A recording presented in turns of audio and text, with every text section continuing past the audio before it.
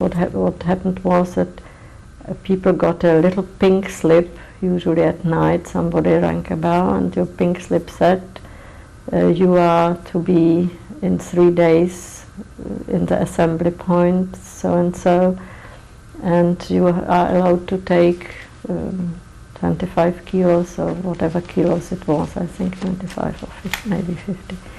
And you have to carry it and nobody can help you, and you have to leave everything as is. If it was only one family or the last family in the apartment was sealed afterwards, so nobody could go in and help themselves to something else, so what you left in there was left. And you had about 3 days to prepare everything, sometimes less, but I think usually it was about 3 days. Tell me about the time that you were deported. Well, for some reason, maybe for the reasons that my father was working at, in the Jewish community, we stayed until June 43.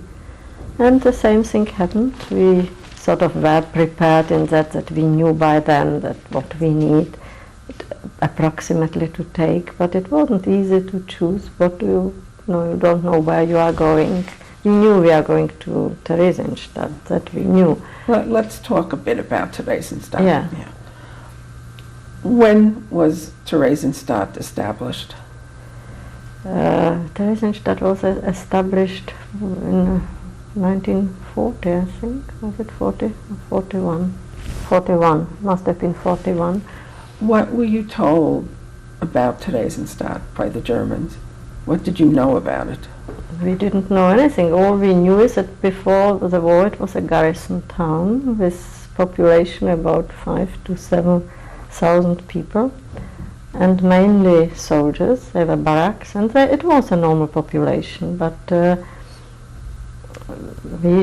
didn't know anything before that about it, but the population was evacuated after the first 2 transports came, which were building up the ghetto. And when I came, it was very, very overpopulated. This town had more than 50,000 people in, which was an incredible amount of people on such a small town. So mainly people lived in barracks. In the end, when I came, we were assigned a loft space, which was with many people. Can we just stay with before you went to Theresienstadt? Before, yeah, all right. I'd like to ask some questions.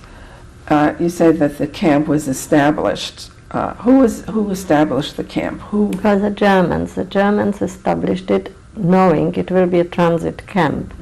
But they pretended it will be a wonderful place for Jews to run their own administration, which they did, and it was very well run.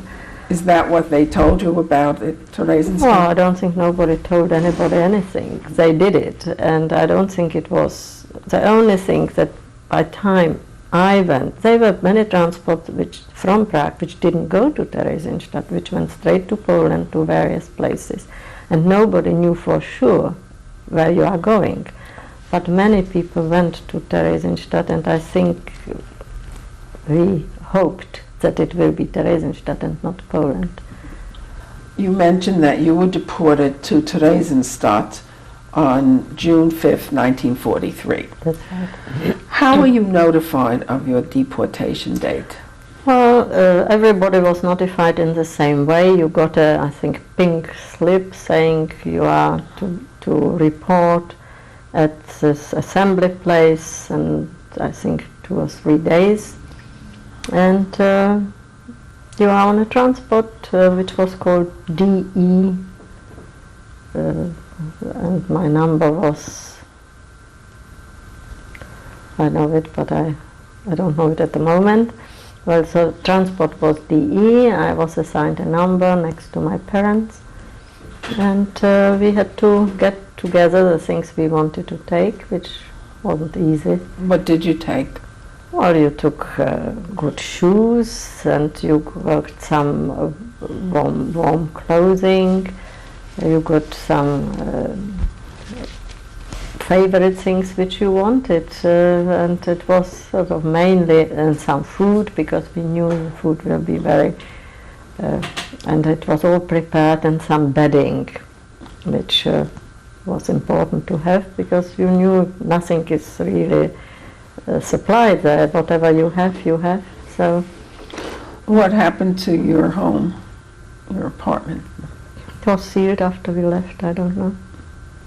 The person that you were living with? She was already gone. It was an old lady who was in a previous transport, and her rooms in the apartment were sealed. Were there any particular measures taken by the Germans to move people into Theresienstadt? Did they do anything other than just send a pink slip under your door? Well, it wasn't sort of, I think they forced the Jewish administration to make the lists of people who are going, and they said how many people at the date are going.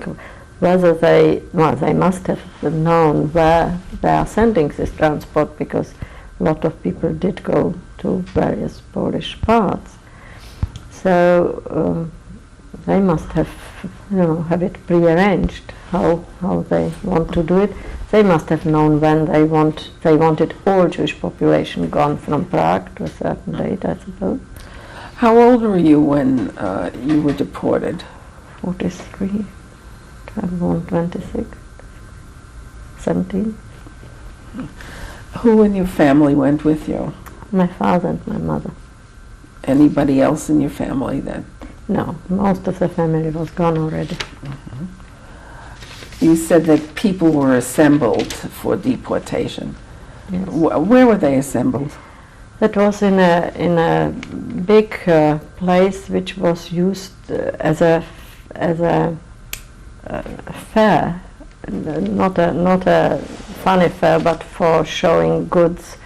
I don't know how you have the right name for it. Trade fair. Trade fair. It was a big building for trade fairs, and there was a big hall which was emptied, and all these people, which were usually between 600 and 1,000, were assembled there and stayed there 1 or 2 days waiting when the train will be ready. We had to go very early in the morning, because you were not allowed to be seen with all your bundles and things. Why was that? Oh, they didn't want sort of the Czech population to be sorry for you. I don't know why they didn't want. How did you get to this fair? I think we took the streetcar in the last place, and so the streetcar goes straight in front of this trade fair. And we were there, I think, 2 days, and the third day again about 6 in the morning. Then we had to walk to the railway station with all things, that was difficult, because older people couldn't carry what they had, and everybody had difficulties to carry. Well, where was this building located in Prague? It's on Letna. It's under between the two big parks, very near where my sort of where our first apartment was, very near there. Oh, and where were the people from that assembled there? Well, they were from Prague. They were all from Prague, and they were from, most of them lived by then in the restricted ghetto area. What happened at the assembly point? You were just waiting there. You had to sleep on the floor, and you tried to have some people you knew near you. You could talk to them about your worries, what will happen, where are you going. You had no idea what will happen. Do you remember any people or conversations? Yeah, I remember one then girl whom I knew. She was a nurse in a hospital, and so I think I was quite a bit with her at that time. Don't remember much. It was not much about it. You had some food with you. I can't remember whether they supplied any drink or anything. Water. Were you given any papers? No, nothing. You didn't have. From then on, you started to be a sort of person. You had your number, and you had to have the number hanging on you, and you put it on all your luggage. What was your number? Do you remember? 579, I think. I had to look it up. I know it. DE was a transport. Were there any incidents that took place at the assembly point that you recall? Not that I can. Well, a lot of people were ill. There were 1,000 people in one assembly hall. It's a lot of people, and people were very stressed, very sort of unhappy. But I can't remember. People behaved on the whole very well, considerate to others. But I'm sure that people were ill, and some people had possibly.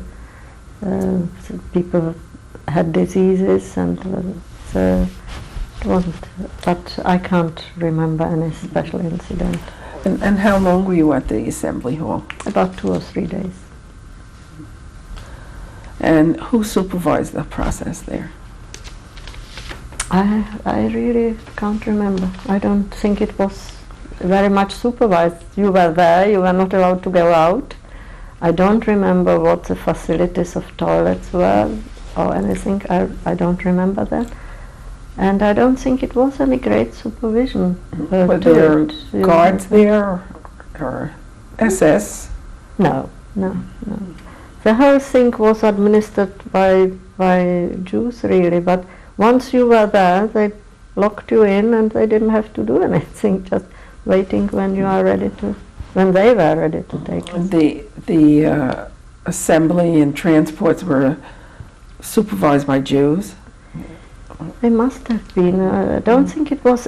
Nobody told you, now you must do this, you must do that. You found yourself a spot on the floor, you sat down, and you were glad that you don't have to think about anything, and you can have a little breather waiting. But it was a waiting game.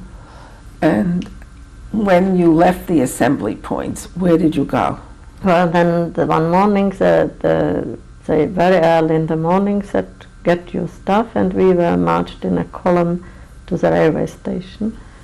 And there was a train, and with the train they took us to the nearest point of Teresin, which at that time Teresin had no station. It was Bohušovice. When you left the assembly point, how long did it take to get to the train station? Must have been about half hour, 3/4 of an hour. Did you walk there? Yes, we had all to walk, and the difficulty was to carry all this stuff we had.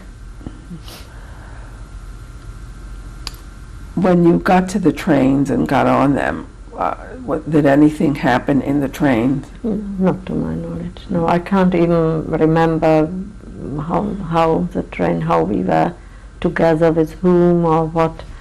It in some ways it was very traumatic, where you really left the city. I know going the last time through the city, not knowing whether we will ever see it again, that was sort of hard.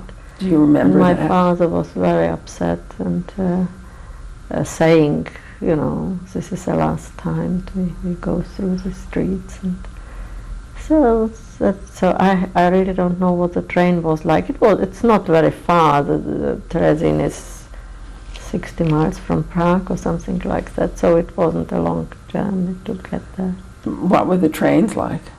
They were normal trains. Was anybody guarding the train? I'm sure they did, but not. It wasn't. They locked you in, but they were normal, still seating and. When did you arrive at Theresienstadt? Oh, during the day. Well, we arrived in the nearest station and then had to walk again to Teresin. There was a station which was sort of a receiving station or something, but I wasn't there very long. Some of people looked through your luggage or asked you, have you got contraband or something. If they did. What was the name of the station? I don't know. it was called Schleuse, but that was not a real name. That was sort of given name to it, and it was makeshift sort of thing. And where did you go from there? From there, we went to who and how it was assigned. Again, I really don't know who did that, and we were assigned to a loft, and between the beams, we three stayed between two beams for a few days. Before you got into the town? Well, the town is very small, so we are in the town. What did you see on the outside when you came there? What were your first impressions? Well, the town is very small and there are ramparts around. I don't think it was a sort of impression of any sort of anything, just the expectation what will happen. It's more than looking how it looks, you know, what will happen was more important than, and the shock of this overcrowding was, I think, that's the biggest impression I had of the town, that the streets were absolutely blocked with people all the time, and then that we had to stay on this loft, which was quite dirty and nothing prepared there. Before you got into the loft, that was, were you processed in any way? I think so. They must have known, but they checked that all the numbers which were in the transport really arrived, that nobody got away.